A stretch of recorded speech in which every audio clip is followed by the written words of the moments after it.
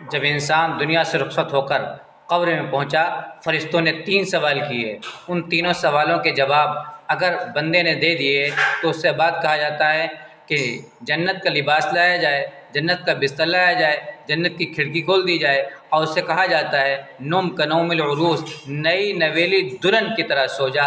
جب تک دنیا میں رہا تو دعا پڑھتا رہا، اللہم باسمک اموت واحیا، اے اللہ آپ کے نام سے مرتا ہوں اور زندہ ہوتا ہوں۔ اور اس کے بعد جب بیدار ہوا، الحمدللہ الذی احیانا، اے اللہ آپ نے زندہ کر دیا۔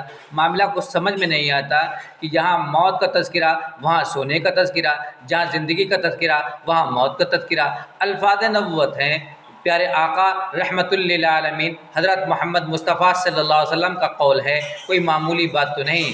فرشتہ کہتا ہے کہ نم سو جا کنوم العروس، نئی نویلی دلہن کی طرح سو جا۔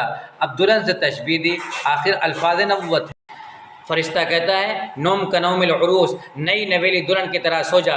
دلہن کو کمرے میں ڈر نہیں، مکان میں ڈر نہیں۔ اگر بغیر نکاح کے آتی تو اس کو ڈر تھا، پولیس کا ڈر تھا، خاندان کا ڈر تھا، عزت کا ڈر تھا، لیکن اس نے نکاح کر کے آئی ہے تو اس کو کسی چیز کا ڈر نہیں ہے، بلا خوف خطر اپنے مکان میں رہے۔ اسی طریقے سے غیر ایمان والا قبر میں آتا تو اس کو ڈر تھا، سانپ کا ڈر، بچھوؤں کا ڈر، آگ کا ڈر، قبر کے اندھیرے کا ڈر، ظلمت کا ڈر، لیکن جب بندہ ایمان کے ساتھ میں آیا ہے تو اس کو کسی چیز کا ڈر نہیں، دلہن کو مکان میں ڈر نہیں، اور اس طریقے سے ایمان والے کو قبر میں ڈر نہیں۔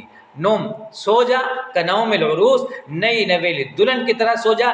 دلہن اپنے مکان میں آرام سے سوئے گی اور مومن بندہ قبر میں آرام سے سوئے گا، اس کے لیے کوئی ڈر نہیں ہے، اطمینان سے سوئے گا۔ اللہ کے حبیب نے اس طریقے سے تشبیہ